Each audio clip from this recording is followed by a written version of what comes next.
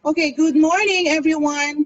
Good morning po sa ating mga dear taxpayers. This is actually the first webinar seminar that the BIR will be conducting in relation to our filing season for your 2019 income tax return. So ano po ba itong ating webinar and paano po tayong nagkaroon ng ganitong webinar na undertaking? Alam naman natin, lahat tayo ngayon, we are under the COVID predicament na lahat po natatakot lumabas, natatakot na makipag-usap sa tao at mag-face-to-face encounter. At the same time, as taxpayers, meron din naman po tayong mga obligations, that is to file our income tax return and pay the taxes that may be due thereon. So paano po ang ginawa ng BIR? In partnership with the USAID and ePeso Group, the BIR organized this webinar, number one, para po maging fast ang inyong pagko-comply, mabilis, kasi po online. At the same time, safe, kasi po hindi na kayo kailangan pumunta sa any BIR office or bank for that matter. So you would know ano tong mga options on your part in the filing of your ITRs and paying your taxes. At the same time, gusto rin po natin makakolekta kasi po yung ating collection would fund, syempre ito pong ating mga projects, particularly yung ating pong mga projects under the Bayanihan Act, no? So indirectly, nakakatulong na po kayo kahit hindi po kayo nagbibigay na diretso doon sa mga beneficiaries po ng dapat nating bigyan. So paying the taxes at the right time is an obligation, at the same time, hindi lang obligation ng pagbabayad, but it's more also on our social obligation sa ating pong mga kababayan. So for today, we will be we will be welcomed by our Deputy Commissioner in the Bureau of Internal Revenue. And as BIR goes digital on how to file and pay your taxes online, may I now welcome po and to give you the message, our Deputy Commissioner for Operations Group, none other than Deputy Commissioner Alnel S. Gobalia.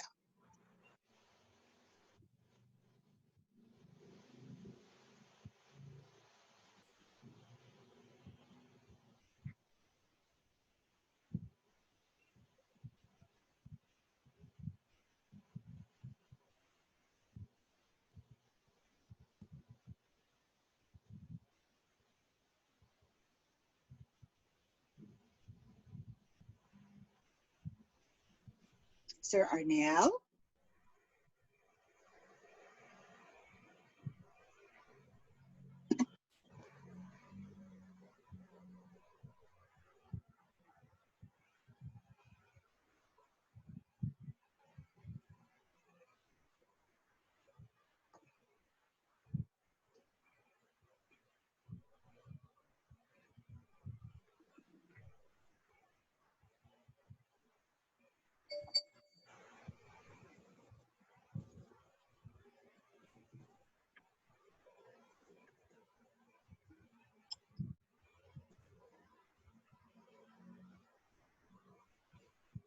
Okay, I think in the meantime that we're waiting for Sir Arnel, I just want to, actually dapat mamaya pa to sa ending, but as we speak, we just want to thank, of course, our partners. No? Mamaya po, lahat po ay bibigyan natin ng pagkakataon na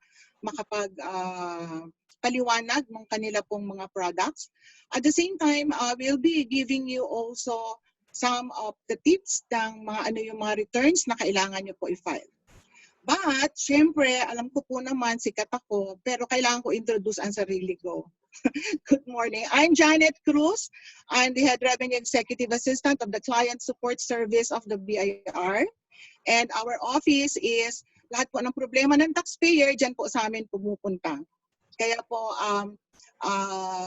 lahat po ng mga projects, including this one, which is to inform you taxpayers on your filing, is within our project.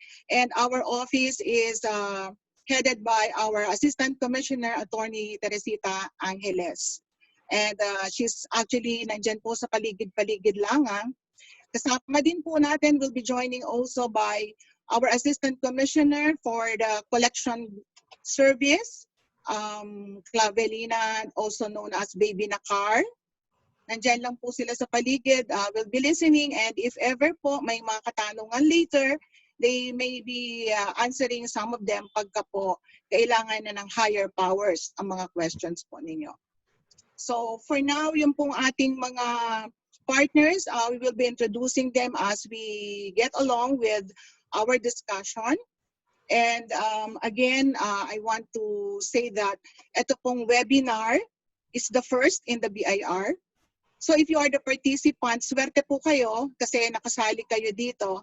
And by the way, this particular group, ng po itong webinar natin ngayong araw na to, is for non-individuals. No? Yung pong mga corporation, partnership, joint ventures. Yung pong ating mga taxpayers classified under single proprietorship, other professionals, and mga freelancers po natin, you'll have your time po by June 10 po yung araw para po sa inyong seminar. So, andyan na po ba si DepCom Arnel?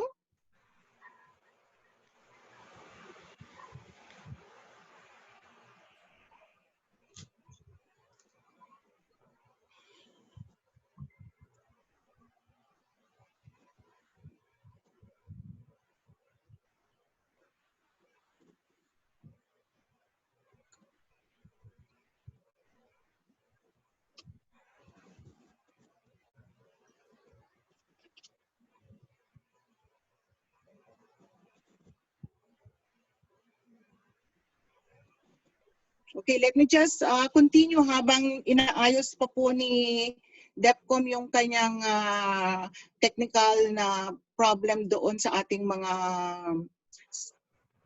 laptops. No? So again, the webinar is a partnership. Andiyan na ba si DepCom? Okay. So, in the meantime, habang inaayos po natin yung connection ni Deputy Commissioner, let me just give po for everyone our house rules, our webinar rules, no? Para po magkaintindihan po tayo, lahat po naririnig ng maliwanag po ano man po ang sasabihin ng ating mga resource speakers. So, number one, meron po tayong Q&A session later dun sa last part po ng ating program. But if you want po, may katanungan na kayo ngayon as we go along with the program, pwede na po kayong mag-chat. Janet, pwede na ba akong pumasok? Ayan na, okay. So, bigyan natin ulit. Atras muna tayo ulit. Good morning, Sir Deputy. Good morning, Janet. Yes. Okay, now let me just introduce again to give us the opening remarks for this first webinar program of the BIR.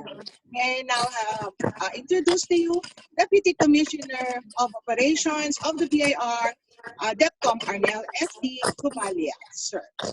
So thank you, Janet, for the introduction, and to all our participants of this webinar. Pasensya na kayo because of technical problem here in my office.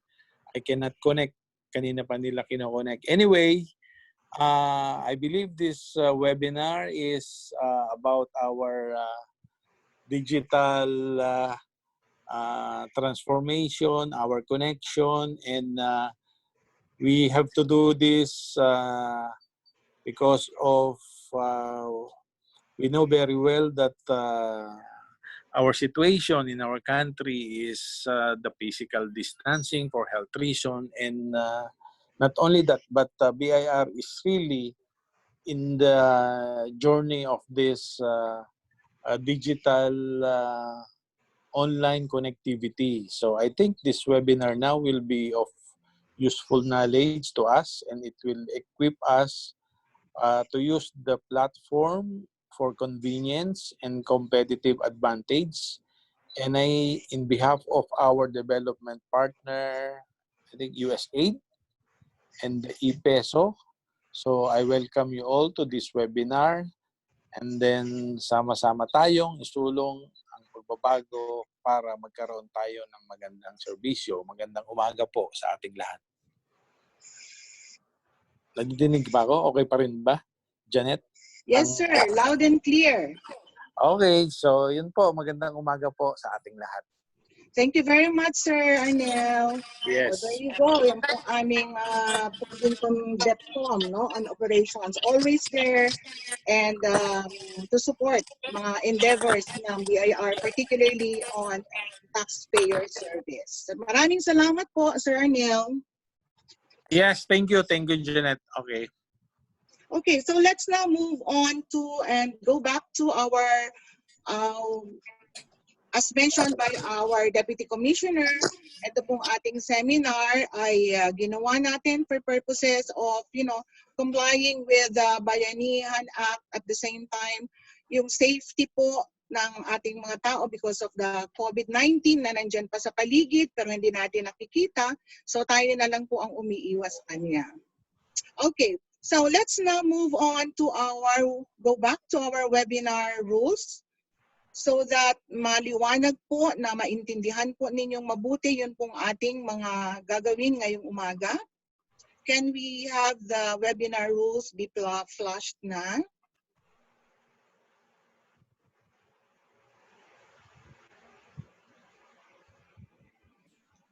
Okay, there it is.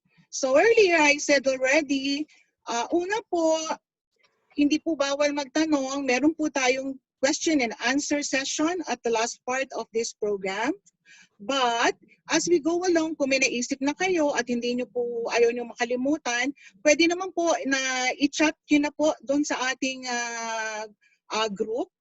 And then also, for those, kasi limited lang po yung pwede pumasok sa ating chat room ngayon, mayroon po tayo na live streaming po sa Facebook. So those who are watching sa live streaming sa Facebook, what you can do is mag-chat na rin po kayo yung mga questions ninyo.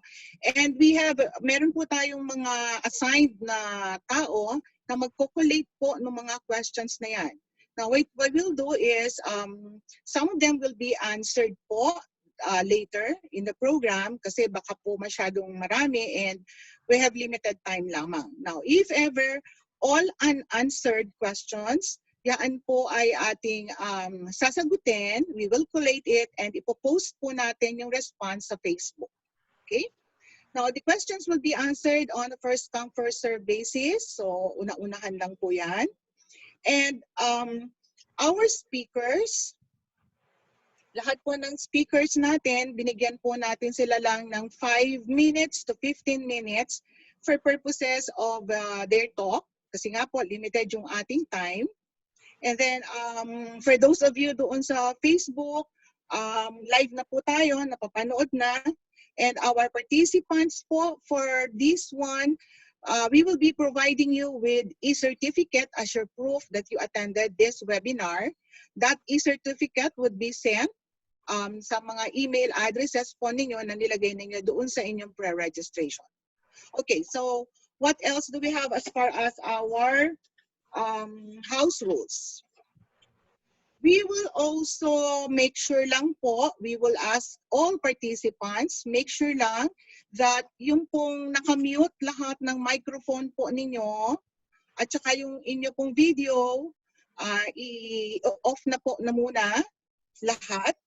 And yung pong microphone, i-on lang po kung kayo po ay i-acknowledge to ask questions. Or bawat speaker po natin, pag time na po nila, sila lang po yung po pwedeng mag-unmute ng kanilang microphones para maliwanag po, naririnig ng lahat ng participants kung ano man po ang pag-uusapan natin. And then,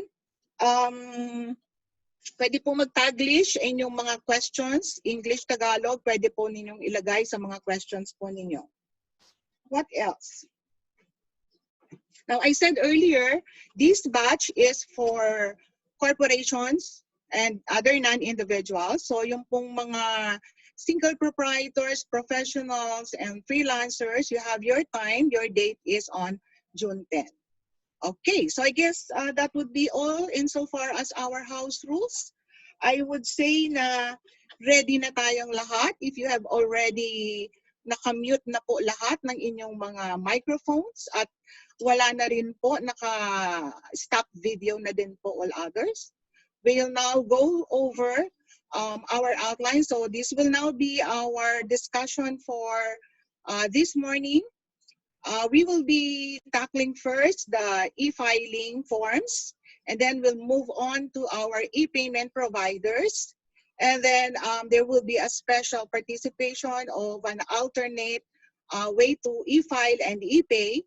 And then latest po, we will be providing you with some guidelines on how to use the electronic audited financial statement system.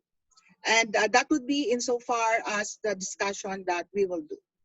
Okay, so now we can move on to our first speaker.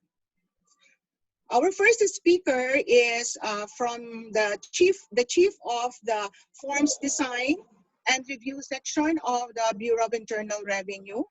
Ang haba ng division nila, Taxpayer Service Monitoring Programs Division. So, to give us information and reminders on how to go about the e-filing forms, let me introduce to you Ms. Amalia Dacumos. Ms. Ami, good morning. Good morning po, ma'am. Okay, it's your time na po. Okay. Go ahead. Okay pa. Good morning po sa inyo. Ako po si Ami. Nag-introduce na po ako sa inyo ni Ma'am Janet. Staff po niya ako. I will be talking about the filing of annual income tax return of the non-individual taxpayers. So, sino-sino po ba ang mga non-individual taxpayers? Of course, we have corporations, whether domestic or foreign corporations. Then we have partnerships, whether taxable or exempt partnership, like the GPPs. Cooperatives, those registered with the Cooperative Development Authority. And also, we have associations like the homeowners associations. Then joint ventures and government agencies, whether national government or local government units. Next slide, please.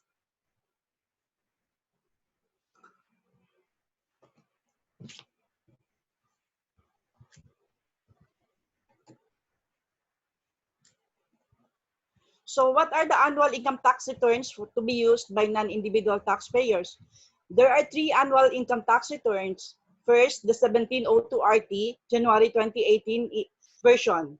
This is the income tax return for non-individual taxpayers, subject only to regular income tax rate of 30%. The version of the return is available in the BIR website and EBIR forms, but not yet in EFPS. Next slide, please.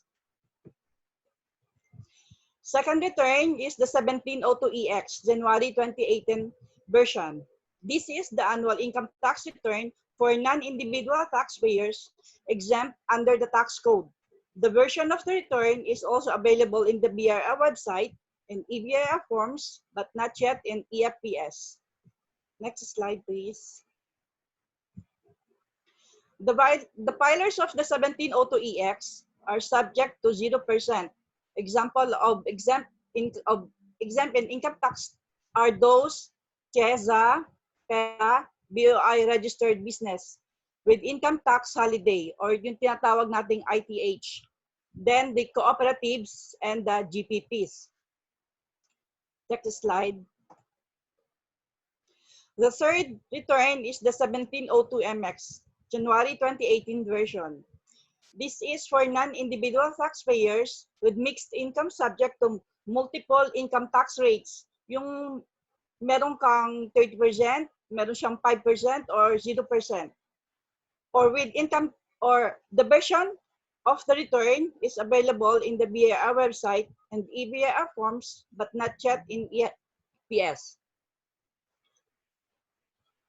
Next slide. The filers of 1702MX are those subject to tax rate of 10%.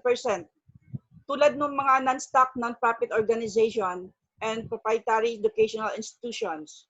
Tax rate of 5%, like yung may business sa PEZA, sa BCDA, at saka sa CHESA. And also the 2%, which is yung bago, yung microfinance NGOs. Let's go to the guidelines. Let's go to the guidelines in filing of annual income tax return per RMC number 42/2020.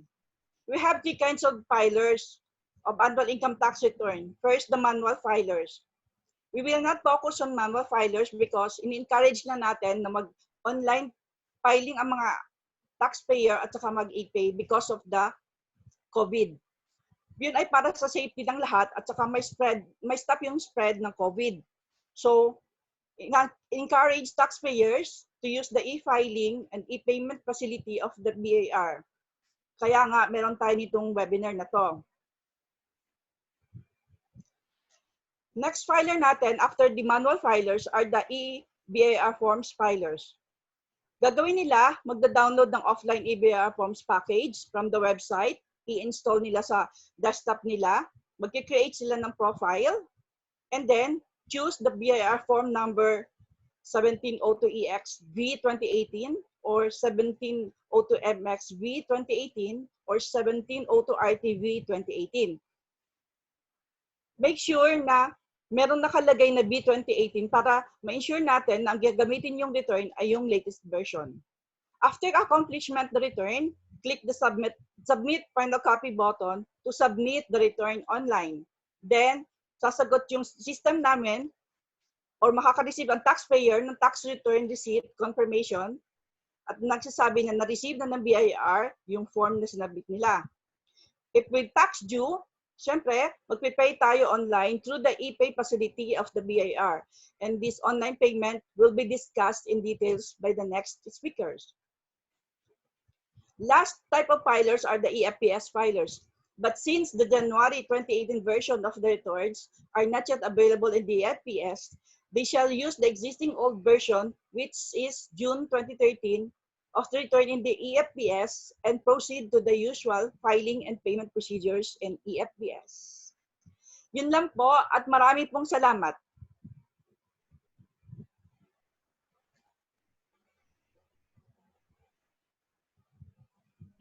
Okay, Miss Ami, thank you very much for that. Oh, again, our e-filing po natin, actually, dalawa po yan, as mentioned earlier by Miss Amy.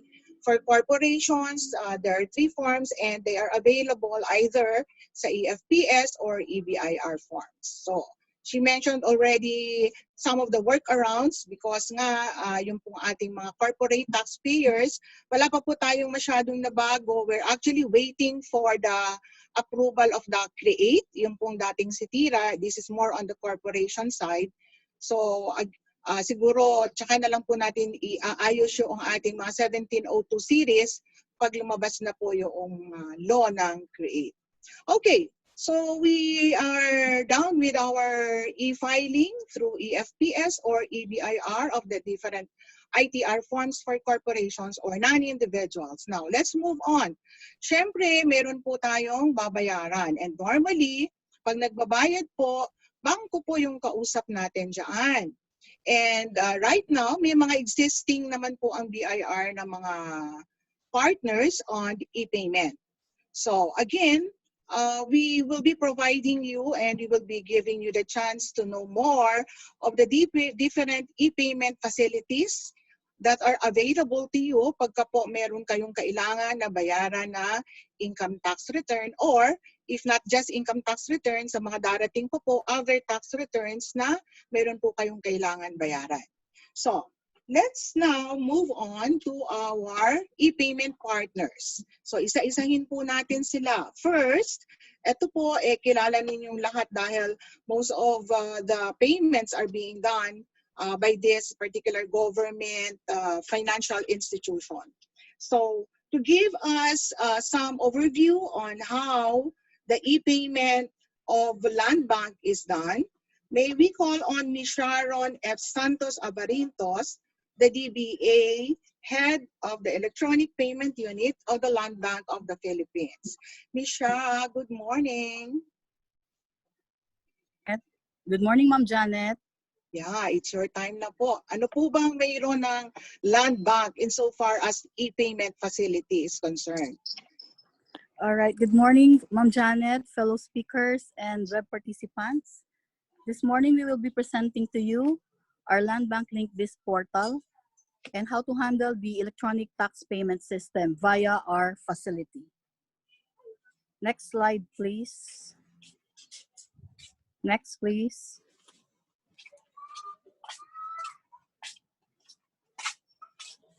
In support to the implementation of RA number 8792, more known as E-Commerce Act of 2000 and the Ease of Doing Business program of the government, Landbank has launched the Landbank Link Biz portal. This is an e-payment facility that allows clients to pay for products and services via the internet from both the government and private institutions. Next slide, please. Tax payments are acceptable and available 7 days a week, including holidays, except during our system maintenance schedule. You may access the website via https://www.lbp-egps/portal/index.jsp. That is the LinkBiz portal website. You can also go to the homepage of Landbank official website at www.landbank.com and you will be redirected to the LinkBiz portal website. This can also be accessed from the merchant's website, that is the BIR website. Or you may also check out our Landbank mobile banking application, and there is an icon there that you can click to proceed with payment. Transactions are safe and secured with a 128-bit secure socket layer encryption technology, authenticated by eTrust and provided with a CAPTCHA. Next slide, please. Our tax payments are available under 3 payment options. We have the Landbank ATM card and Visa debit card. We also have the BankNet member ATM debit card. And we also accept payments from PayGate. Currently, we have RCBC, Robinsons, and Union Bank. Soon, we will also be deploying cash payment, credit card payment, and Globe GCash payment. For the benefit of everyone, a minimum transaction fee will be charged to the client for successful transaction with the corresponding payment confirmation receipt for reference. Next slide, please. For our process flow, the client has to access our LinkBiz portal, then choose the selected payment option, and proceed with the necessary details to handle the payment transactions. This morning, we will be presenting to you our payment option for Landbank and for PayGate. Next slide, please. For the Landbank LinkBiz portal, next slide, please. Just go to our website, access LinkBiz portal, and click Pay. There is a button there, and select the Bureau of Internal Revenue. Once you have seen BIR, click Continue, and fill out the necessary transaction details required, such as PIN, branch code, form type, tax type, return period, your email address, and your corresponding payment mode, which is Landbank. Input the CAPTCHA and proceed with the ATM PIN authentication. In this screen, you will have to put your PIN to authorize the transaction. Next slide, please. You will also be given a one-time PIN to proceed with the transaction. Once you have inputted the PIN, all the necessary information will be prompted, and a letter notification will be provided to the client via the email nominated. Next slide, please. So that is the payment confirmation to be provided to the client. Next slide, please. Next, we will be having our PayGate payment option. The same procedure, all you have to do is to go to Landbank LinkBiz portal and click the Pay button. Then select again Bureau of Internal Revenue and click Continue. Next slide, please. Once you have selected PayGate or other banks via PayGate, you will be routed to the respective bank's online banking system. Next page, please. So this example shows you the RCBC online banking, and all you have to do is to follow their requirements, and you will be prompted a summary of your payment transactions. Next slide, please. So you will see on the right that once done with the transaction with RCBC, Landbank will be providing you a payment confirmation which you can download and print. That's all for our LinkBiz portal payment for BIR transactions. Next, we will be going to the ETPS, Electronic Tax Payment System for enrolled accounts. So our simple process flow, starting from taxpayer, BIR, Land Bank. Next slide, please. Then going back to BIR and the taxpayer at the last touch. Next slide, please. So for BIR filing, this will be at the site of BIR. The client has to input the TIN, username, and password. Click login to continue. Next, please. Select the EFPS icon to proceed with payment. Next, please. And then client will have to enter the answer to the challenge question. Next slide, please. Select the appropriate tax return form. Next slide, please. And there will be an information which the client has to select whether it's via online or offline payment. For this example, let's click on online button. Next slide, please. Now the client will have to enter the necessary details, all the information required in filing for BIR form number 1601-C for this example. Proceed please to the next slide. Once completed, the client will have to click the submit button and you will be prompted a summary which will generate you a reference number. Click the button at the lower part of the screen to proceed with payment. Next, please. Then you will be prompted now all the information inputted. Select your authorized agent bank and input the desired amount for payment. On the next slide, you will be asked to enter a valid account number as your source account. Select the date and proceed with the submit button. Next slide, please. This will now authorize your transaction. You have to input your user ID and your password to proceed with payment. Hit submit button. Next slide, please. And you will now be prompted the confirmation receipt that your account has been successfully debited with the corresponding details of your payment. The client has the option to print this receipt, and that's it. You have already made your payment to BIR. Ma'am Janet, that is all for our LinkBiz portal and electronic tax payment system. Thank you and good morning. Thank you very much, Ms. Sharon. So hindi You're naman welcome, po ma'am. mahirap mag-comply, ano? Sandali lang yung mga ating mga pindot-pindot doon sa ating LinkBiz portal. So maraming salamat for sharing that, Ms. Sharon, for our Land Bank group. Now, moving welcome, on, ma'am. let's go to our next e-payment partner. We have from Union Bank. May we call on now Ms. Nicole Rana Feliciana, the Vice President of the Disbursement Head of Union Bank. Good morning, Ms. Nicole. Good morning, Janet. Thanks for having me here and for allowing me to talk about digitizing BIR payments. Actually, Union Bank has been at the forefront of digitization. We started our digital transformation early, a few years back, and it really helped us to thrive and to do business in these challenging times. Actually, right now, 90% of our workforce is work from home, and yet we continue to do business as usual or even better as usual as we're able to deliver it more efficiently to our clients. In fact, we saw a spike in our digital banking customers by around 400% just since the start of ECQ.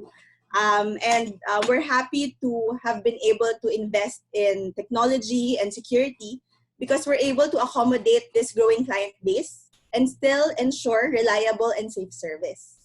To talk about BIR payments, we actually have a few channels for this to be enabled. First, we have the portal, which is a one-stop shop for our corporates and SMEs. Essentially, the portal allows you to view balances, pay BIR and other bills payments, do fund transfers in PesoNet, InstaPay, PDTS, SWIFT, and even do batch or bulk transfers if you have payroll or other bulk transaction needs, all in one single sign-on. If you don't have a portal account yet, or if you don't have a corporate account yet, we actually have a global linker platform, which is like a Facebook for our SMEs, wherein they can connect with other SMEs globally. And there's a banking needs section there where they can actually enroll to open a corporate account. Separately, we also have a Union Bank Online app, which is for our individuals or sole proprietors. They can open a personal account, which is actually cool right now because they can do it fully digitally. We have digital KYC in place. You just take a selfie. After taking a selfie, you take a picture of your ID, input some personal information, and you already have an account. It's that easy. Additionally, our Union Bank app also allows remote check deposit, so which is very useful during this ECQ. We also have payments to remittance centers. So if you're sending money to people who don't have bank accounts, you can select a remittance center to send through our payment. Yeah, so with regards to the actual BIR payment, they just have to log in to our website or our app, select bills payment or pay bills, and then input Bureau of Internal Revenue. Once they find BIR and select that biller, they just put in their TIN, tax type, form type, and all other details that they would need to actually proceed with a tax payment. And it's that easy. We made it very convenient, seamless, hassle-free, and the service is free. Actually, even our PesoNet and InstaPay fees, we've waived during this ECQ to really allow our clients to bank safely and securely from their homes. Because at the end of the day, we want to make banking convenient for everyone. We actually appreciate this partnership with BIR because they're also looking for ways of digitizing and making the tax payment seamless for our taxpayers. And it's a good coordinated effort to promote financial inclusion and essentially make it accessible and affordable for the Filipino people to do their tax payment. So again, if you want to do tax payment through Union Bank, if you already have a corporate account, just go to the portal, sign up or sign in. If you don't have a corporate account yet, you can enroll one to our Global Linker app, or our Global Linker website. Or if you want to open a personal account, just scan this QR code or download it from the App Store or Play Store and start opening an account. That's it. Thanks, Janet. Thanks, everyone.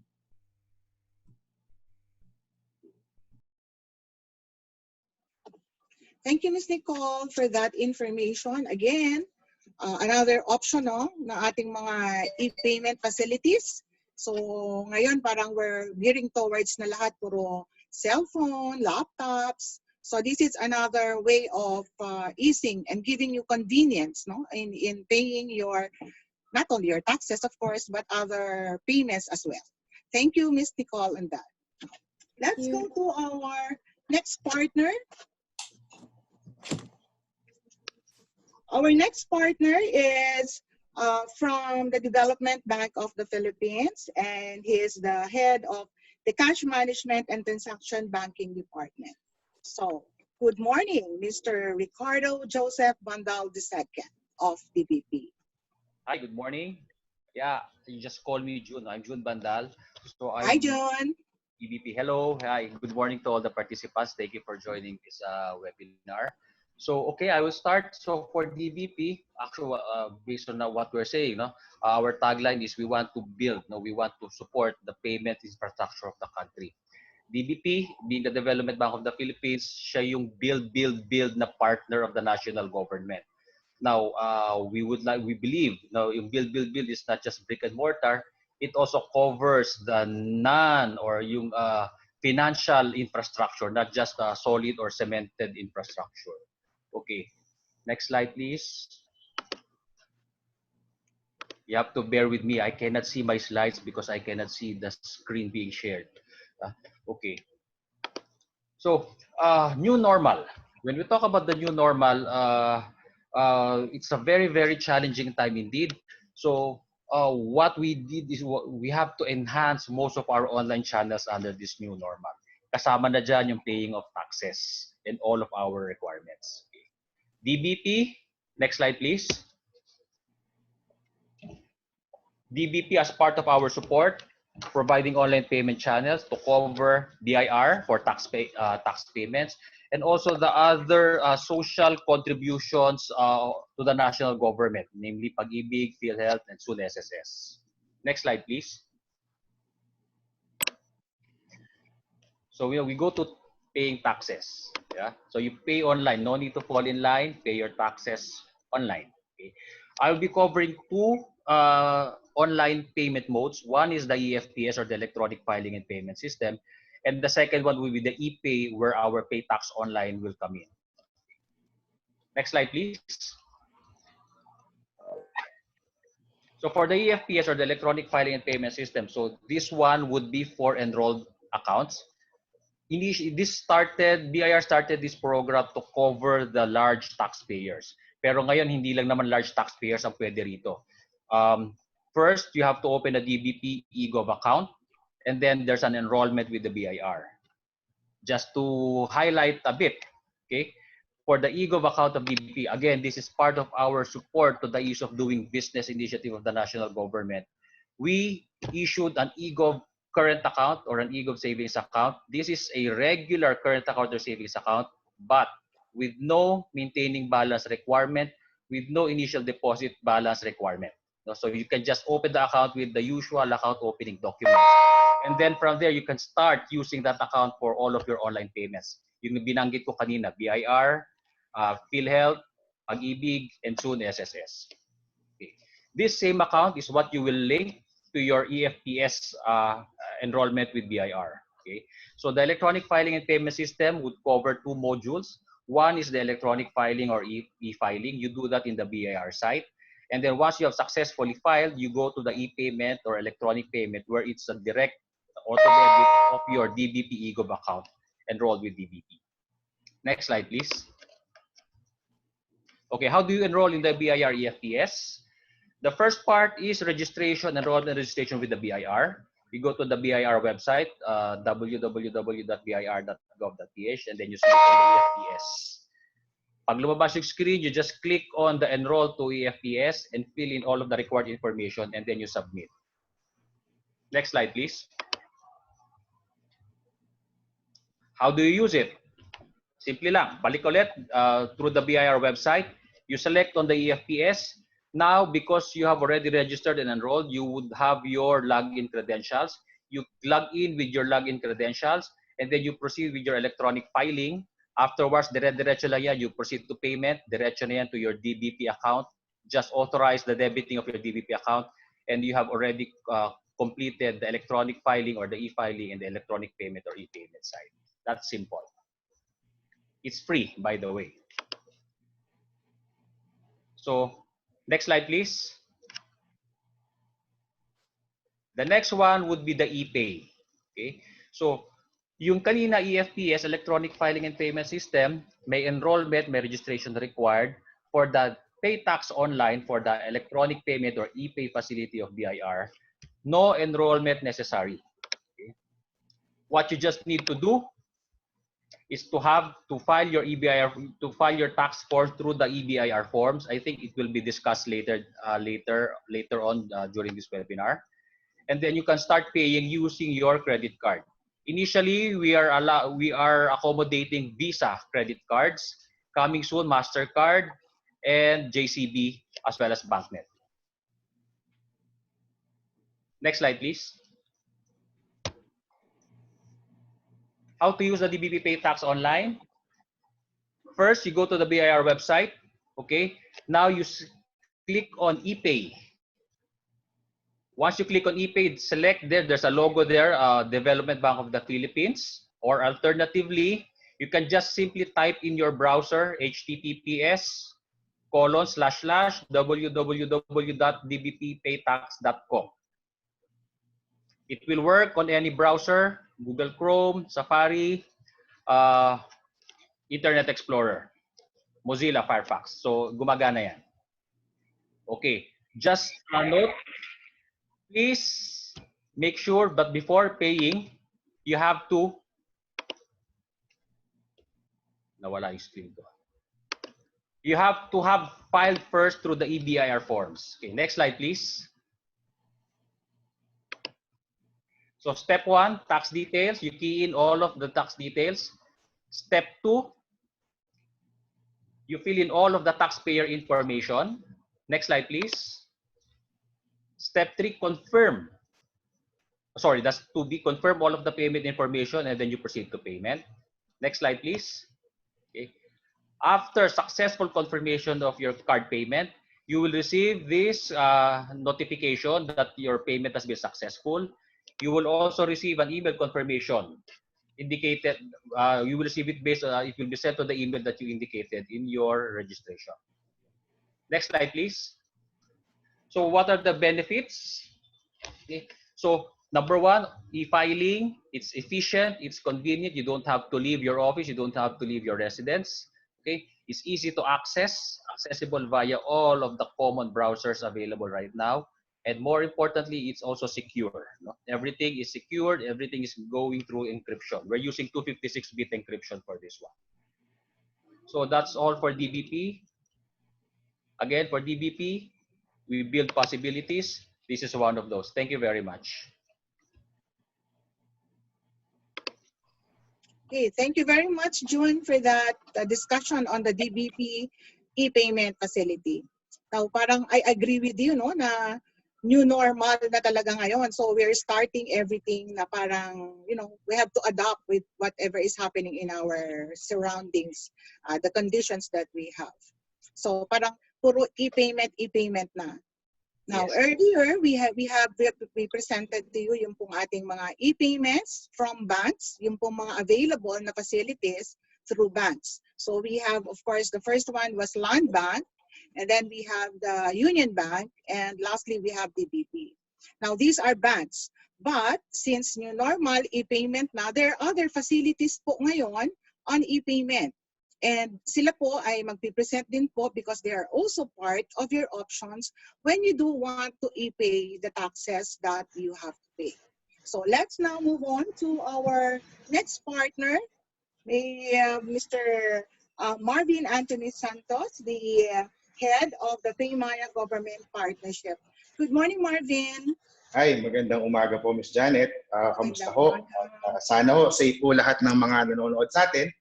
At the same time, the reason why we're presenting, para ho hindi na ho sila lumabas ng bahay at magbabayad sila ng buwis. So, isang magandang umaga ho. Hello? Can you hear me, Ms. Janet? Yes, good morning po. Okay. Magandang umaga ho ulit. So, let's start with my presentation po. Una ho sa lahat, ang Paymaya po, gusto ko lang po sabihin na ang Paymaya po ay gawang Pilipino para sa mga Pilipino. So as you can see on your screen, ito po yung mga produkto ni Paymaya na nagagamit po natin ngayon. Yung una is that you might be familiar din sa Paymaya namin. It is an e-wallet that offers the fastest way to have a financial account and do financial transactions. In just 2 to 3 minutes po, magkakaroon na po kayo ng financial account. Once na meron na po kayo nito, pwede na po kayo magbayad ng inyong bills, mag-transfer ng funds, at bumili ng mga prepaid load. Makikita nyo rin po sa screen namin yung Smart Padala Remittance Service wherein you can actually remit or send money to over 30,000 touch points here in the country. And of course, what I'm going to discuss later would Paymaya business ni Paymaya. All kinds of businesses, ma'am, government and communities with payment solutions. So right now, we are the biggest online acquirer and fastest growing POS payment acceptance here in the country. So recently lang po, ma'am, last February, in-empower namin si BIR to accept payments online. Next slide, please.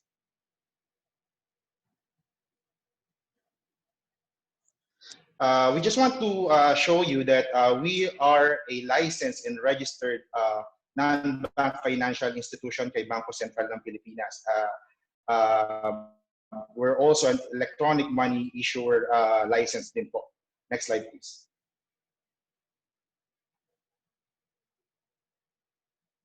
Next slide, please. Sorry. Yan.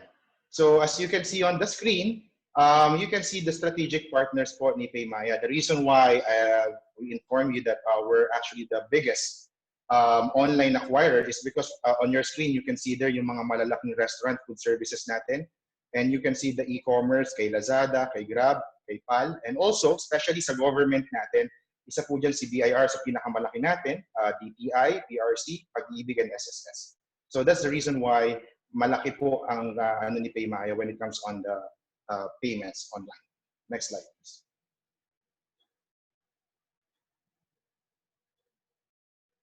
Next slide.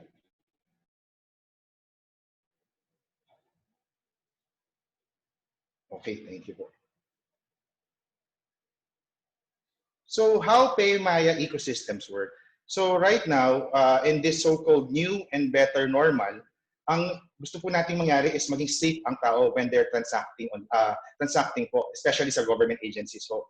So right now, ito yung ecosystem na ipapakita namin. For example, a PayMaya customer buys something doon sa isang tindahan or merchant. And then si merchant, tatanggap po siya ng PayMaya QR payments. And after that, meron na hong pambayad si merchant doon sa BIR niya. Kailangan niya lang hong pumunta doon sa PayMaya app at gagamitin niya ho yung mga pinagbentahan niya using the PayMaya, gagamitin niya ho yung pambayad doon sa BIR po under the PayMaya billers. So next slide, please. Okay. So we have a short video on the next slide to show you how the end-to-end payment of PayMaya and for BIR works. Let's play the video.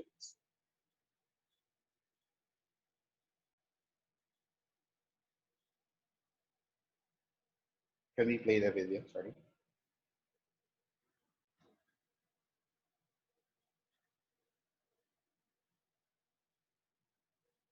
Miss Janet, can we play the video? Sorry.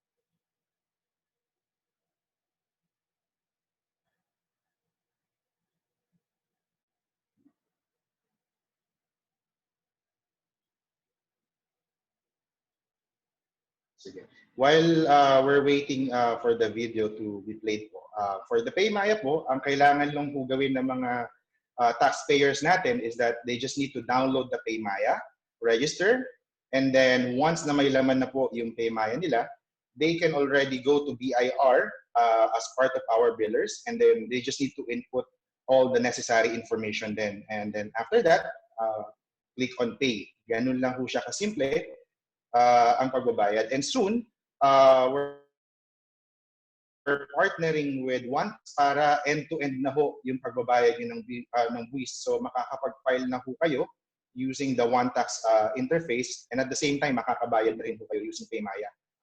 It's just an end-to-end solution po para sa mga taxpayers.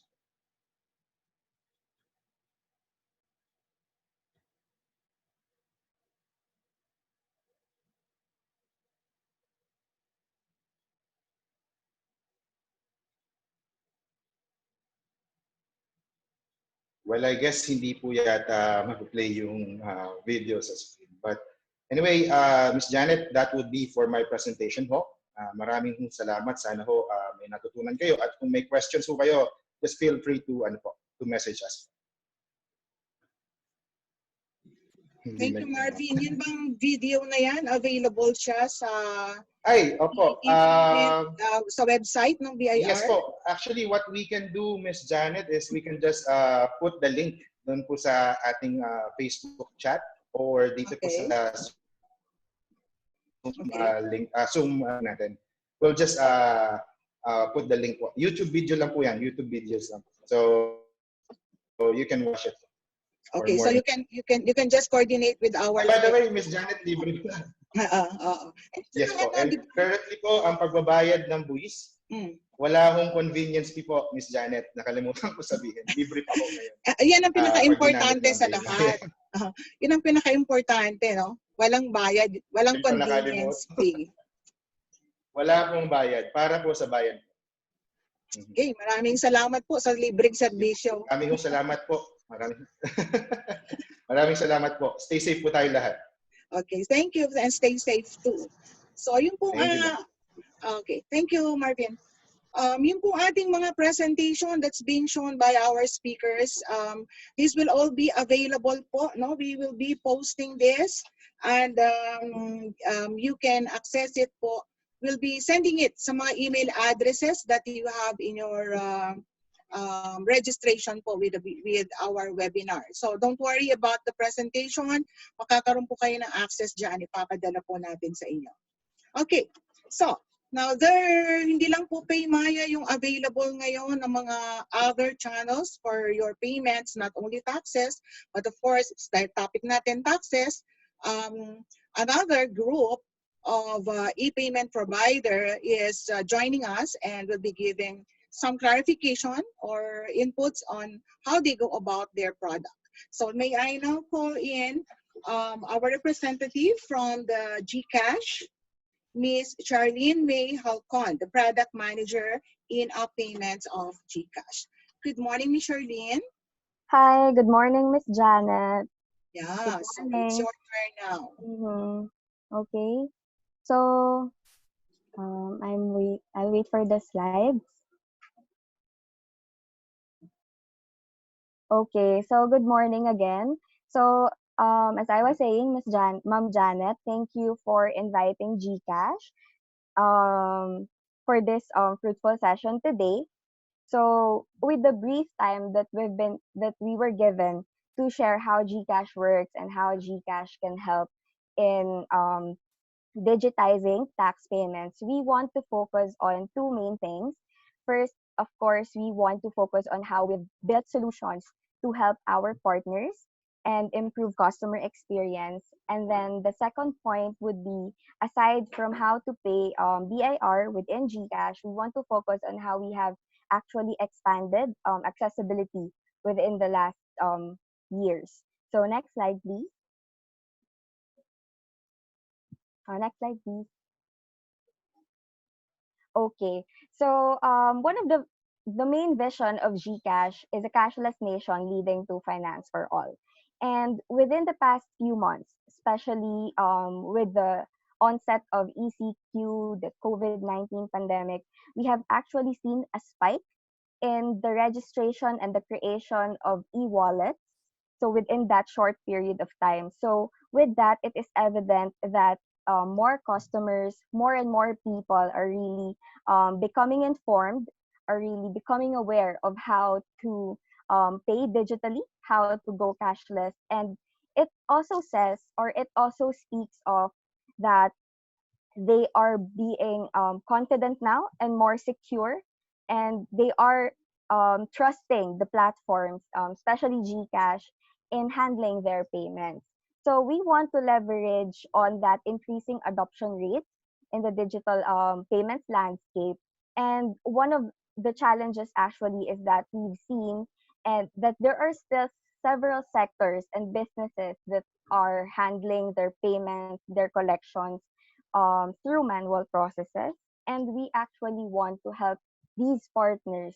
And one of the most important sector is actually our government partners. We want to help them improve their collection rates, improve their collection efficiencies. And how do we do that? It's through increasing awareness and educate and helping them educate people, educate taxpayers in transacting through e-wallets or mobile payments. So next slide, please.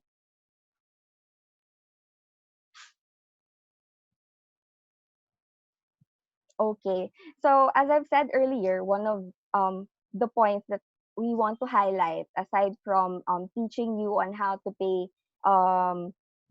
BIR taxes or your BIR taxes in GCash, is how we have actually expanded our accessibility.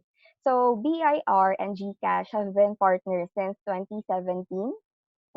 I think we can actually say that for GCash, we've been the pioneer in promoting digital payments or for tax payment. So throughout that period, we have actually expanded our cash in network nationwide. We have grown it to more than 35,000 location or touch points. Now, why am I discussing this? It's because for people to use GCash, they have to know or they have to know and understand how can they put in money to their GCash wallet. Why? Because it's one of the pain points. It's one of the pain points that we've identified um, that's been a hindrance to our customers in using GCash. So I wanted to use the session in promoting or further educating people on how to cash in with GCash so that they can use our services. So we've covered all market segments actually from the OTC channel, over the counter or OTC channels for the unbanked segment through online banking as well. So we have partners with Union Bank, with BPI, so you can cash in directly from your online bank account. And we have expanded and partnered with several payment kiosks as well, including TouchPay, Pay and Go, and remittance partners. So that's the initial touch point with GCash. So now once you have funds in your GCash account, um, I wanted to speak on how you can pay your BIR taxes. So of course, when you log into your GCash app, you select pay bills, and then select government, and then you can see BIR there. So that's a pretty straightforward user experience. So we wanted to highlight in this session that you can now save your billers in GCash. So this is a facility or a feature that we launched to help our customers build their digital payment behavior so that the next time they want to pay, they don't have to input all the information again.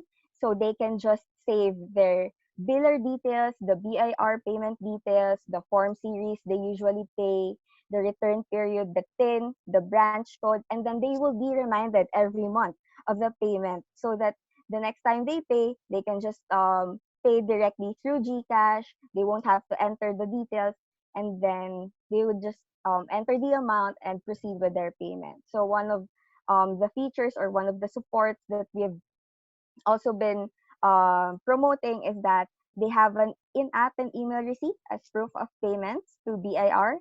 And we have a 24/7 customer service for our customers. So that's pretty much it for GCash. I hope we were able to share with you and you were able to understand how BIR payments work for GCash. Thank you.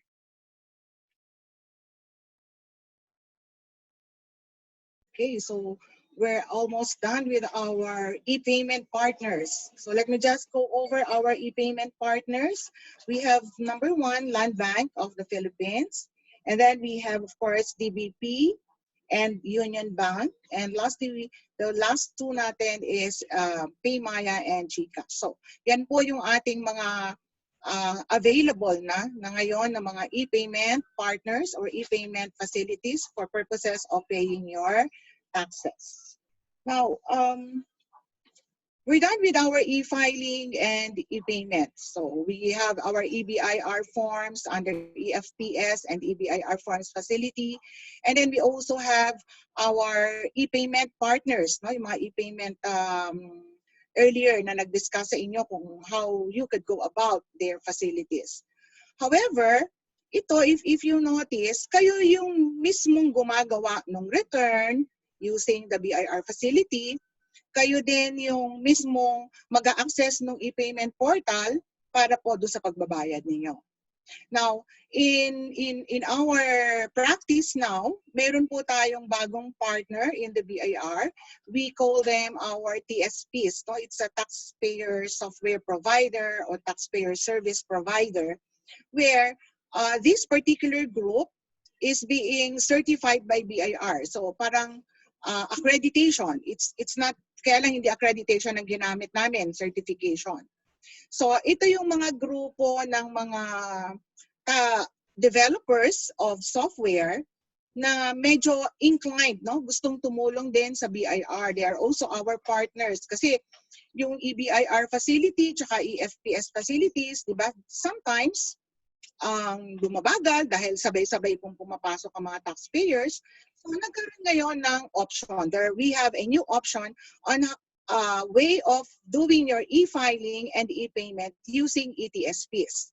Now, as I said earlier, the ETSPs, they are certified by BIR. And specifically, kung ano lang po yung sinertify na form ng BIR, yun lang po yung po pwede nilang form na i-file in your behalf.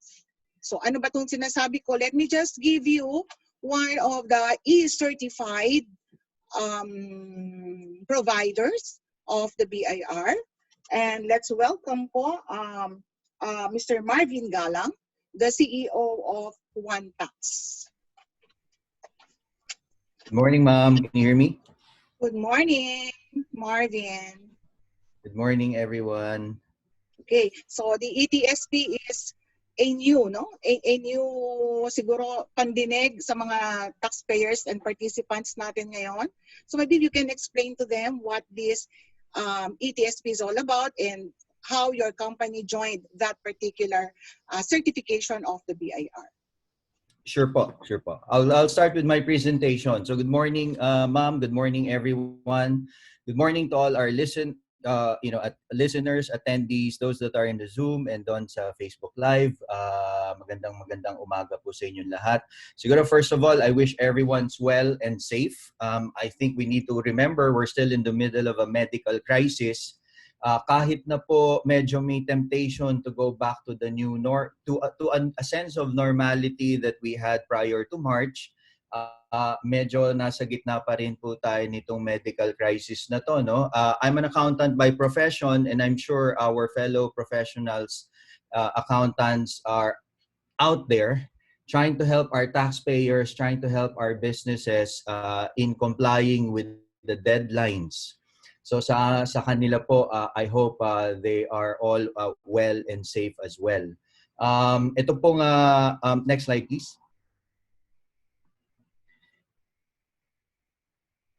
Right. Thank you. So ang OneTax po ay isa sa mga ETSP providers. Can we see the next slide?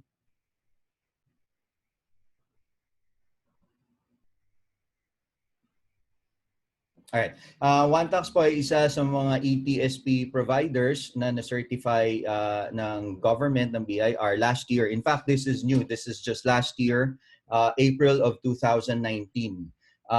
We have to come up, we have to apply, we have to test our forms, our application, and then, once na-accept na yun at nagre-register sa BIR, at yung mga forms, and we are now authorized. We're given the certificate to accept tax returns from the public, from the taxpayers. Ang original design po ng OneTax, for those that are new, it's really to capture the transactions coming from an official receipt or a sales invoice, and then from there tinatry po naming i-automate yung pong forms na allowed po tayo, and then from there pwede na pong i-file and i-pay, bayaran po, from the platform itself.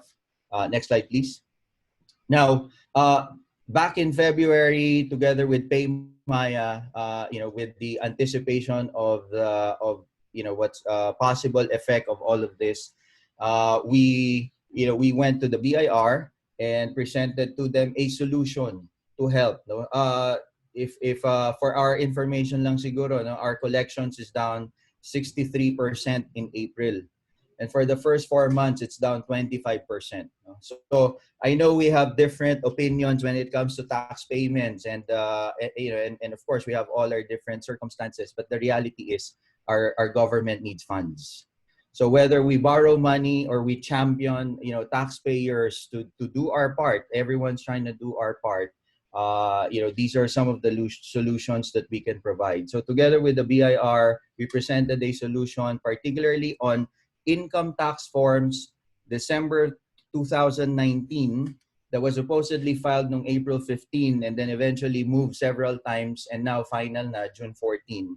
And presented a solution for them, an end-to-end solution. So the goal is, this is to support the initiative of the government on digital transformation effort, drive collections hopefully zero reconciliation, because the number that you enter, if you end up to have a tax due, it is the same amount that you're going to pay in the same platform without re-entering any other info.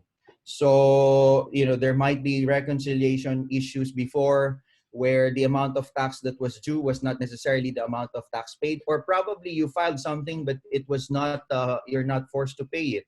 So, nagkakaroon din po ng reconciliation issue yan. And everything should be done fast, should be done efficiently within minutes. And the most important thing is it can be done at the comforts of your home or wherever you are at right now. You don't need to fall in line. You don't need to go out. Even go out in banks to pay it, or other institutions where you need to pay. You don't have to do that right now. Next slide, please. How does this whole thing work? So in one platform, in one sitting, there's actually just 4 steps. Number 1, you just need to go on the website and register your account, at the same time set up the taxpayer.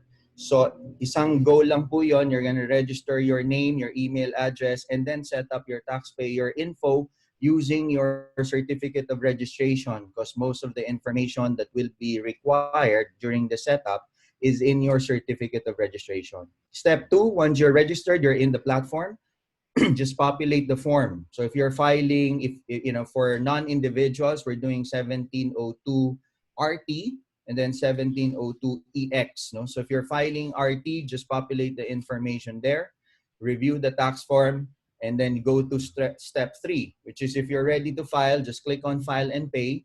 Together again with PayMaya, you can pay your taxes directly there, or using credit card. And then your tax will be filed, and your tax returns will be filed and will be paid as well.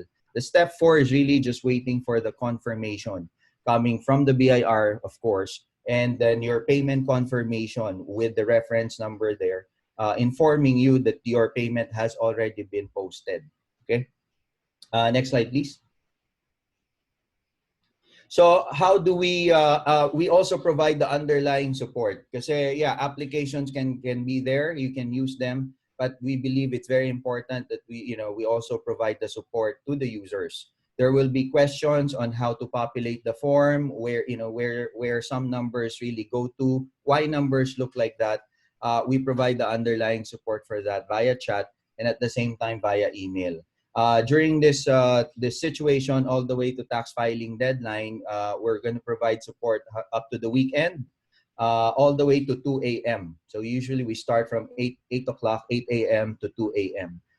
We also want you to take care of yourself, and hopefully you can get some sleep. Diba? So next slide, please. All right. How do we inform the public about this? How about those that need training? Because this is a new platform, no? We provide all of those. In fact, in partnerships with different associations, with FICPA, with different interest groups like Asian Institute of Taxation, Association of CPAs in Public Practice, even the dental associations, we've conducted over 150 webinars from March, providing information campaign training to our existing, not just to our existing users, but also those to the public that are interested. So we're providing training also for them. Next slide, please. And those that have experienced this have given their shared with us their experience, shared with us their testimonial of how the platform has been able to help them. as far as tax compliance is concerned. So that's it. That's one tax. That's one tax fast file. Siguro I'll end with this. No, with I mean, we're still in this crisis. We don't know when it's going to end. And then there's anticipation of these new taxes that's going to come in, whether it's digital tax, internet tax, and I'm sure our lawmakers, those policy makers are already in place and looking into these possibilities to drive revenue to the government. We believe the key that's going to happen in the next few months would be really integration and collaboration. How do we work together on this? And I think with the government sector, the private, the payment providers, the private sector, the developers that are doing this, this is the result of what you guys have done, and hopefully, and again, we're gonna to win this, we're gonna have to look into more integrations and collaborations together. With the BIR and USAID, thank you so much for organizing this and allowing us to share.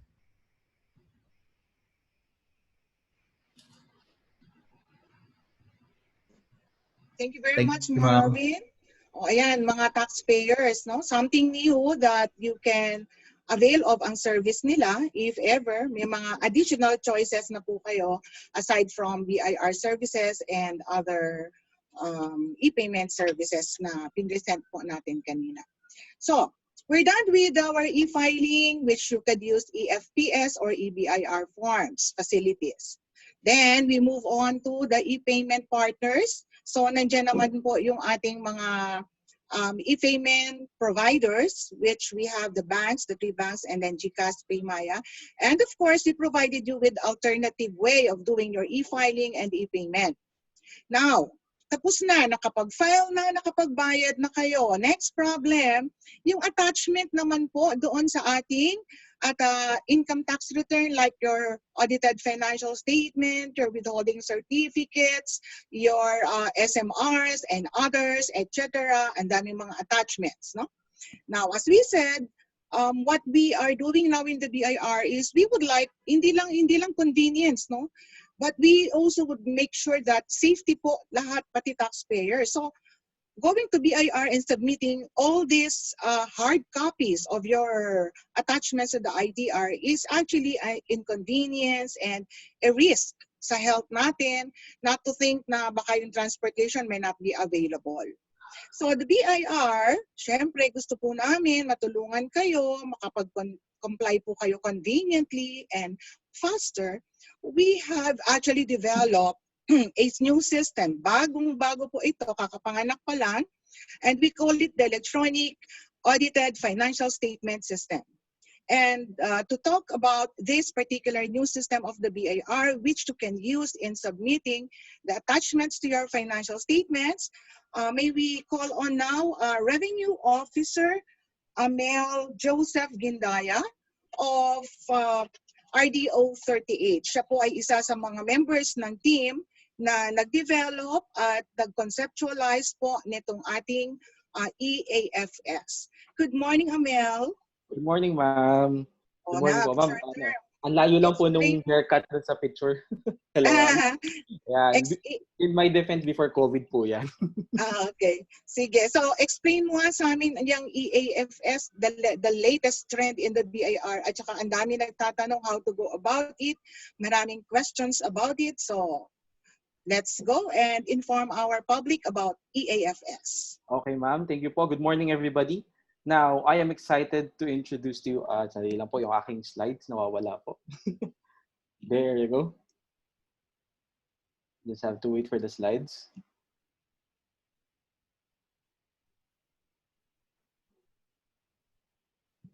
Yan, nawawala po yung aking slides.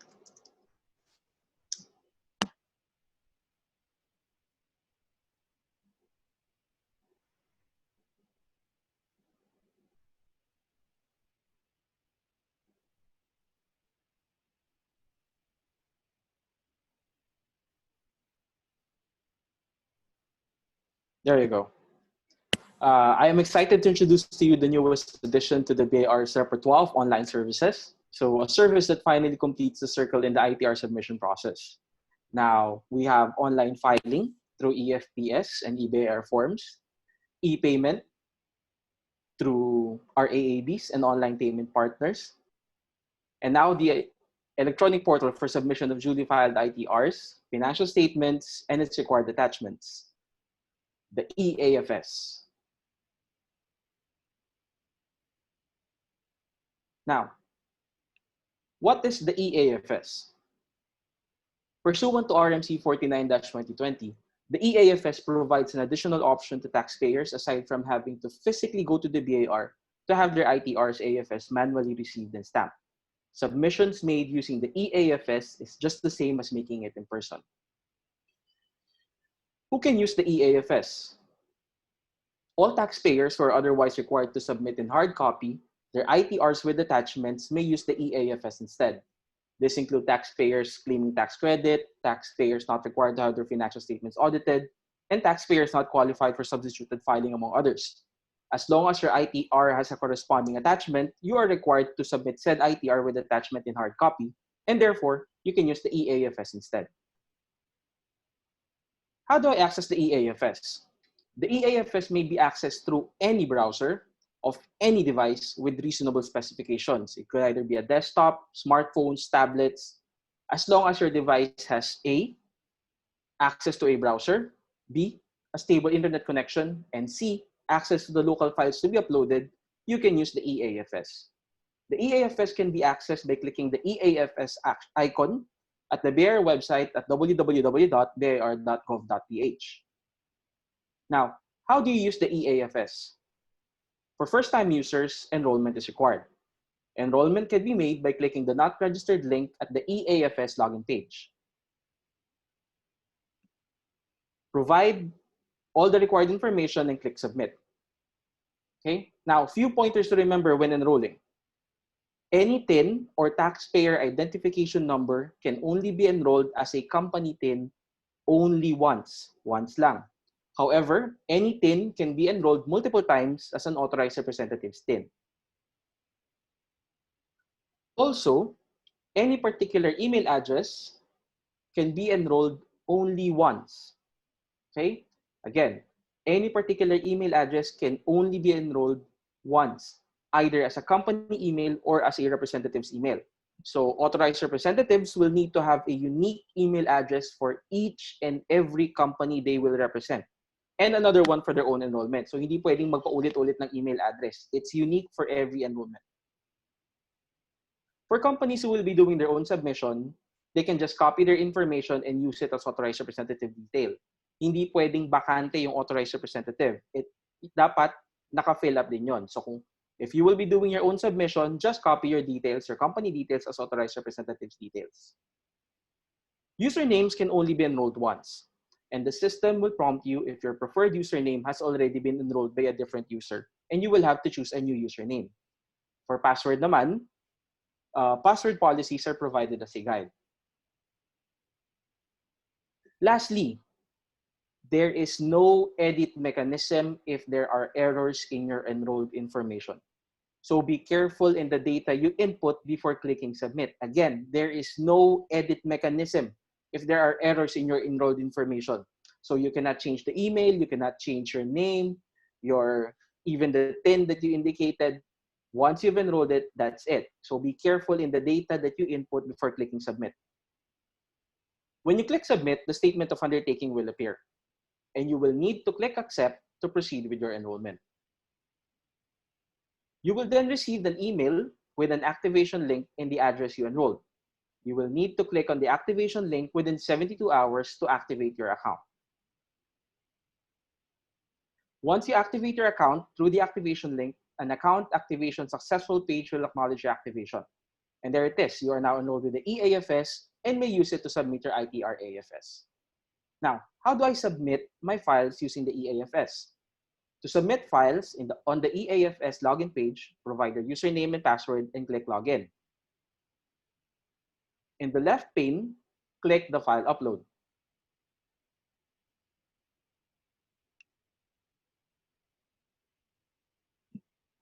Okay. Now, there are three types of files that can be uploaded: the income tax return, the audited financial statements, and the other attachments. The RMC provides in detail the definition of these file types. Okay. Files to be attached must be in a valid PDF format. So hindi pwedeng Excel, hindi pwedeng Word, hindi pwedeng JPEG or PNG. It must be in a valid PDF format, with a file size not exceeding 4.8 gigabyte per file, not per upload but per file, and must observe the naming convention as required in the RMC. However, the required file names are already provided in the file upload page. It is customized for every user, and all you need to do is copy and use the required names on the file to be uploaded.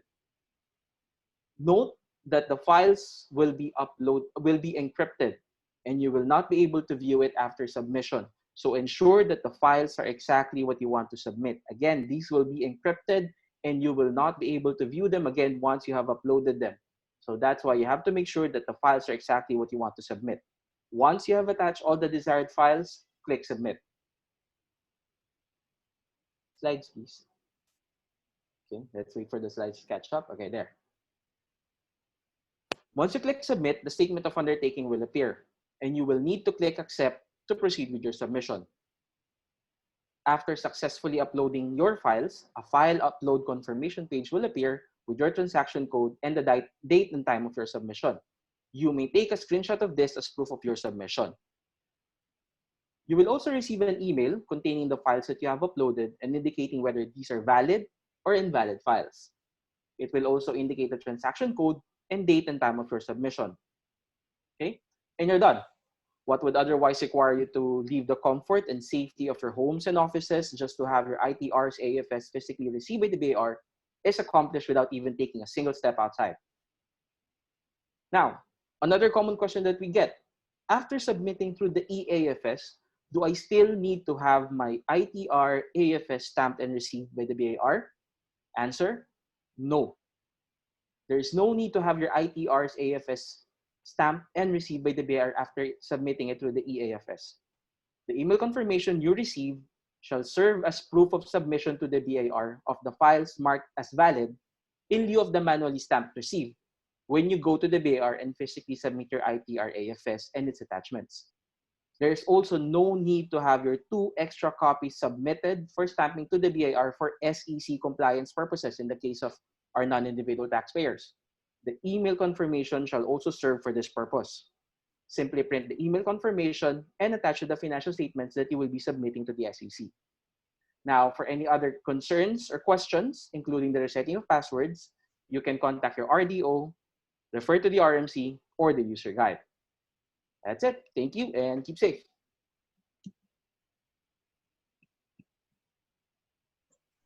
Thank you, Amel. Well said. Yung iyong discussion, short pero direct yung ating discussion on the eAFS.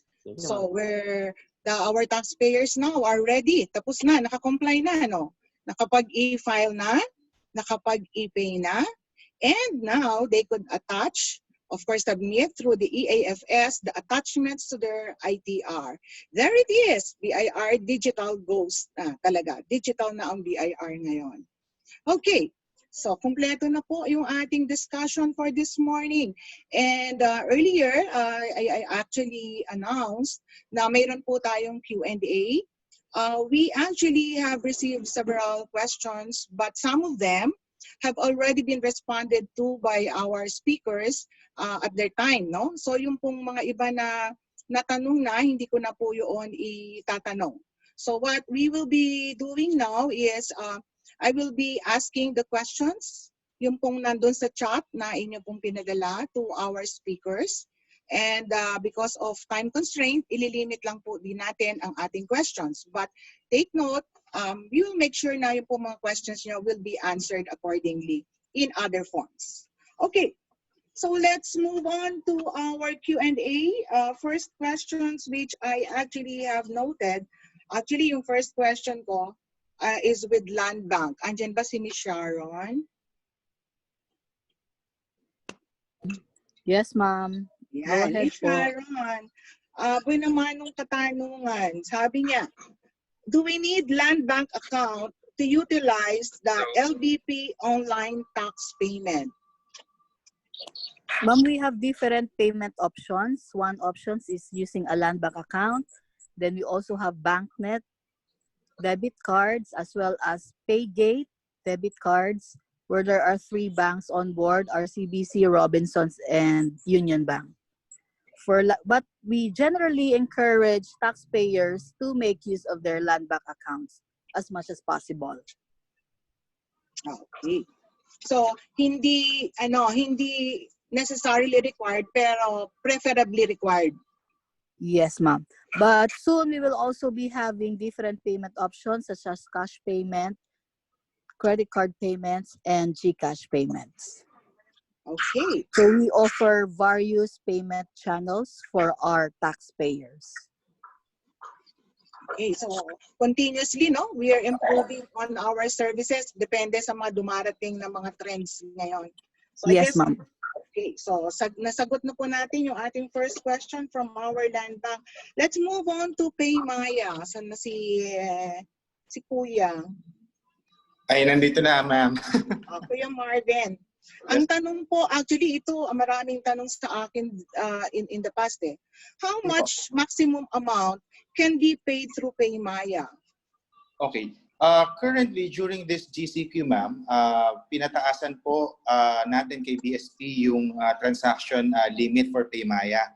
So, on a monthly basis, a PayMaya consumer or customer can actually use 250,000 pesos transaction. Okay. Limit 250. Yes, 250. Okay. Pagkakulang pa, kunyari malalaki, large taxpayers, they want to try PayMaya. Paano? Hanggang 250 lang, 1 million yung babayaran. Actually, currently, ma'am, pwede naman hong gawin. We got the confirmation from BIR last week that pwede naman pong bitakin yung bayad. Pwedeng paghiwa-hiwalayin po. So, they can use 2 or more PayMaya account to pay for the 1 million tax. Okay.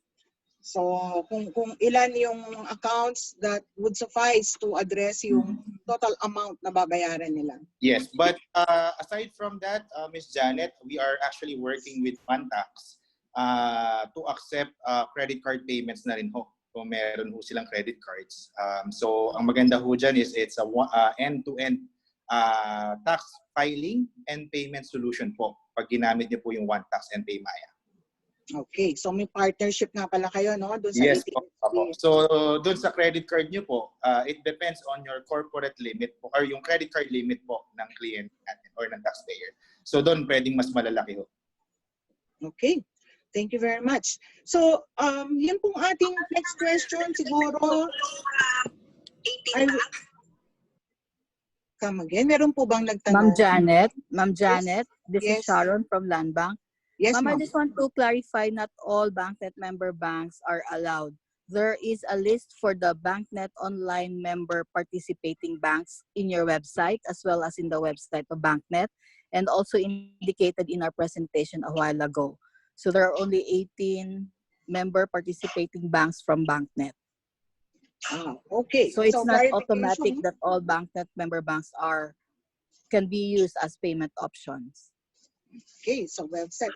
Maliwanag po yan mga taxpayers natin ha. I-check lang po ninyo kung inyo pong mga authorized agent bank ay kasama po dun sa listahan na yun ng 18 banks. Okay, now the next question is it's something about credit card. I suppose you can respond to any of our partners sa e-payment. Is there a gateway to pay via credit card BancNet? Ms. Janet, si Marvin po ulit to ng PayMaya, no? Yes. So, currently, like I mentioned earlier, if they go to OneTax, may credit card option po to pay Hudo. And that's actually in partnership po with Sir June of DBP rin. Okay. We empowered OneTax platform with credit card payment acceptance po, ma'am. Okay. Ms. Janet, in addition to that, yeah, this is June Bandar from DBP. Yes. When using the PayTax platform of DBP, dire-diretso na yun doon. They start with the DBP PayTax platform hanggang sa pag-proceed nila ng payment where they enter their card details and card information. That's a seamless process already. So they don't have to go to a separate site just to encode their credit card details. same din with our partnership with Paymaya. So dire-diretso rin yun. You start doon sa part wherein you encode or you key in all of your tax information, tax payment information details. Dire-diretso na yan hanggang sa matapos yung session with you receiving a confirmation of successful payment kung okay yung card payment mo. Okay, thank you very much po, Sir June. Oh, next question natin, may have po yung ating partner from Union Bank. May question po dito. Hi, yes, Miss Janet. Okay. So, opening ng Union Bank for Corporation po, dapat po ba sa branch kung saan naka-register? Yeah, I saw that question. Actually, no, you can open an account in any of our Union Bank branches. You can also coordinate directly with a relationship manager. I saw dun sa chat group ng FB Live, merong isang RM na nagbigay din ng email niya. You can coordinate with him para pwede siguro makahanap ng solution wherein we don't even have to go to the branch. Or you can visit our Global Linker website. And dun sa banking needs section, you can also enroll to open an account there. So, hindi siya specific to the RDO near the branch. Any branch would do. It's convenient sa taxpayers natin. Okay, thank you. Now, meron pa po ditong isa for Union Bank, specific siya. May GSIS UMID ID po ako, and it's under Union Bank. Can I use this online banking or do I need to open new account? That's correct. Actually, Union Bank kasi has partnership with SSS, Pag-ibig, and GSIS. We issue their disbursement cards, which has an attached account number already. So if you have an account number, you don't need to open a new account. Just download the app and register that account online. So para hindi na mag-double effort. Yan. Okay, thank you very much po. Let me just go over. It's 11:30. Can we still accommodate po some questions natin dito? Let me just go over some of the questions na na-receive po natin.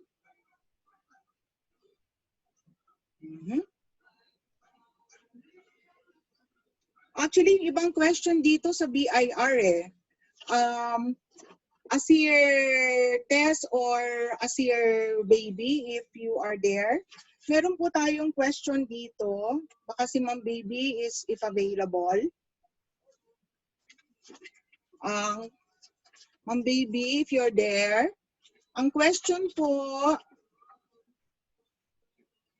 kung wala na pong COVID, balik po ba sa dati ang ating procedures or e-payment na po talaga ang way ng pagbabayad? Nandyan ba si Miss Baby? Hindi yata nakapasok. O si Ma'am Tess na lang if ever. Sige. So ma'am, you want me to repeat the question? Sige. Ang tanong po, kung wala na pong COVID, balik po ba tayo sa dati, kung ano man yung dating procedures, or e-payment na po talaga ang way ng pagbabayad? Siguro with the new normal, considering na we cannot go back to the old ways, it would be online na tayo lahat, if possible. But still, we are also considering that there are taxpayers na talagang hindi pa rin nila kayang mag-online. So, nandyan pa rin yung manual natin. But we would have preferred that they are doing it online.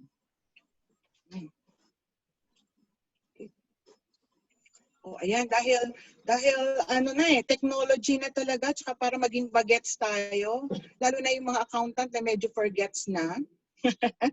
Para masama tayo sa millennials, let's learn how to do the e-payment. Parang this is a way of giving ourselves convenience and safety naman lahat, no? They would always say na safety po yung pagbabayad natin. So, yan na po, no, Ma'am Tess, ang ating new normal. E-payment na po lahat. Okay, but like Ma'am Tess said, yung pong ating mga questions. Because of time, we have to stop na po dito sa ating Q&A session. But again, we will assure you that all the questions that you have, we will be, they are all recorded and will be shared po sa email po ninyo when you do your registration. Also, naka-record po itong ating webinar. And we'll be sending also a copy for reference po if you want to go back and take a look at, listen again dun sa mga discussions po ng ating mga resource speakers. Okay, so I guess that would be all for our webinar. May I now ask our tech people to show our ending part. Yung pong slides natin for the ending natin. So I can make my recap.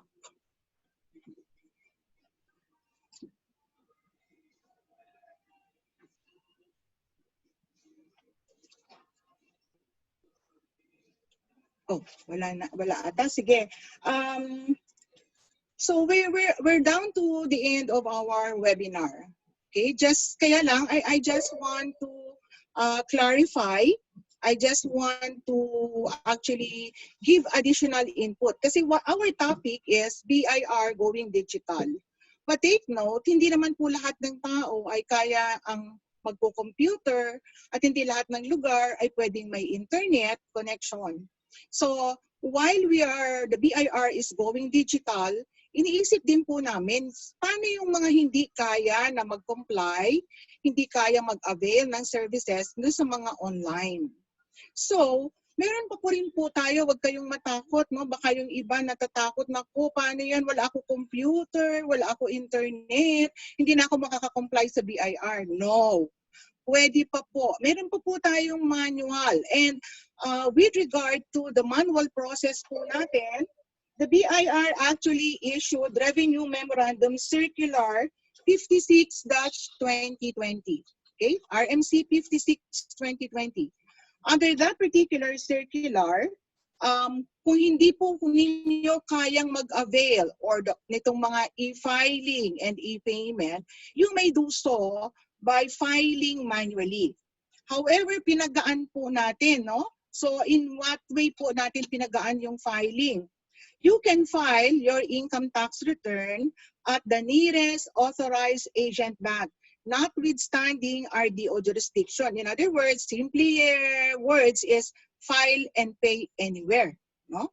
Para po, hindi nyo na kailangan kasi ang isang problema yung sasakyan, walang transportation, lalo na po yung mga ibang mga pinagbabayad natin. No? So, pwede po, kung ano yung pinakamalapit na authorized agent bank, dyan po kayo mag-file ng ITR ninyo. Wala po tayong out-of-district return. As long as hanggang June 14 po tayo, but just take note, meron po akong naalaala, no? Ang deadline po, ang sabi, June 14. However, since June 14 is a Sunday, automatically, ang deadline po natin ay the next working day, which is June 15. So last day to file and pay your taxes will be June 15. Monday po yon, no? Because the deadline falls po sa ating Sunday. Kaya po, nag-move tayo na isang working day. Okay.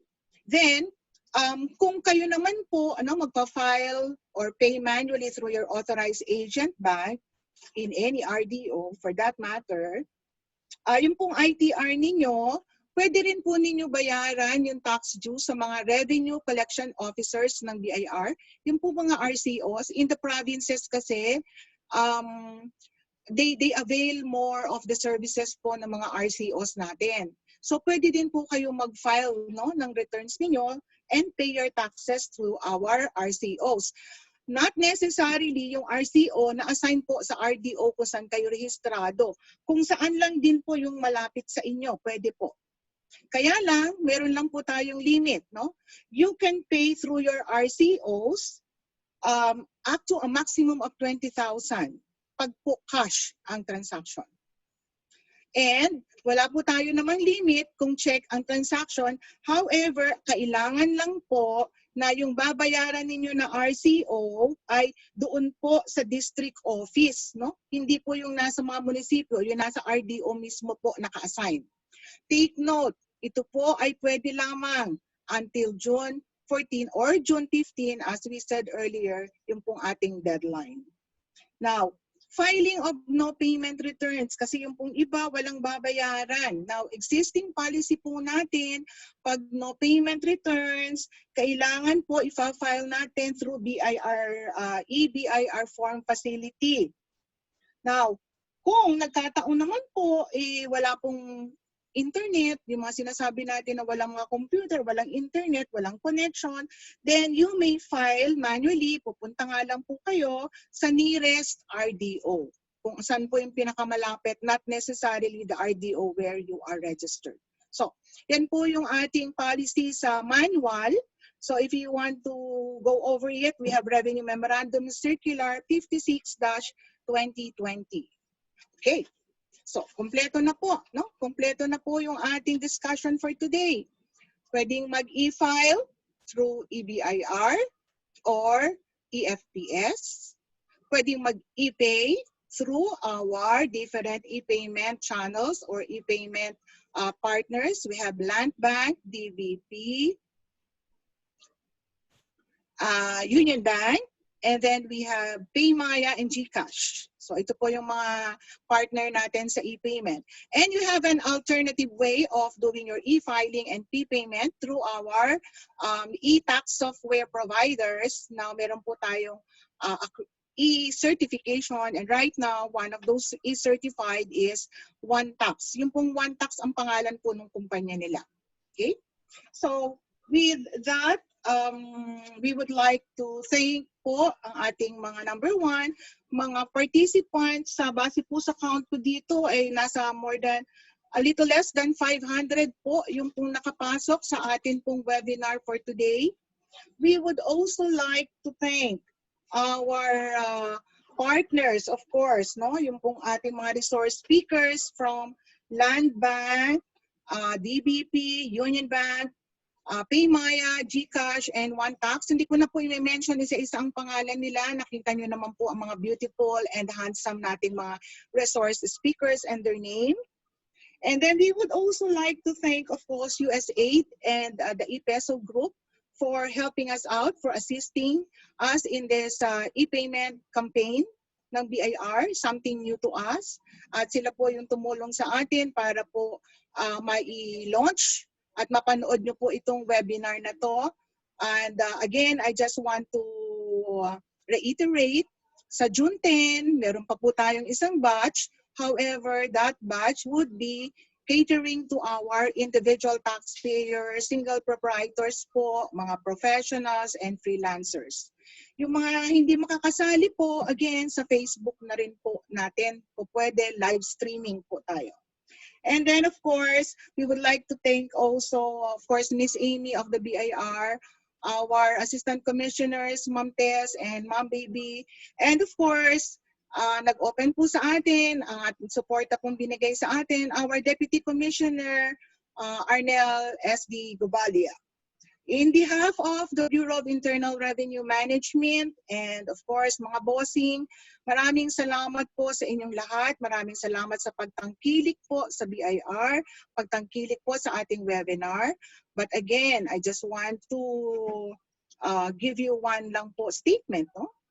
Ang BIR po ay katuwang po natin, no, sa pagpapaunlad ng ating bayan. Katuwang natin sa pagtulong sa ating kapwa, at katuwang din po natin para po tayo ay magkaroon ng oportunidad na tumulong po sa ating bansa at sa ating kapwa. Ang aming pong pananaw ngayong taon na to, mahusay na serbisyo, ramdam na pagbabago.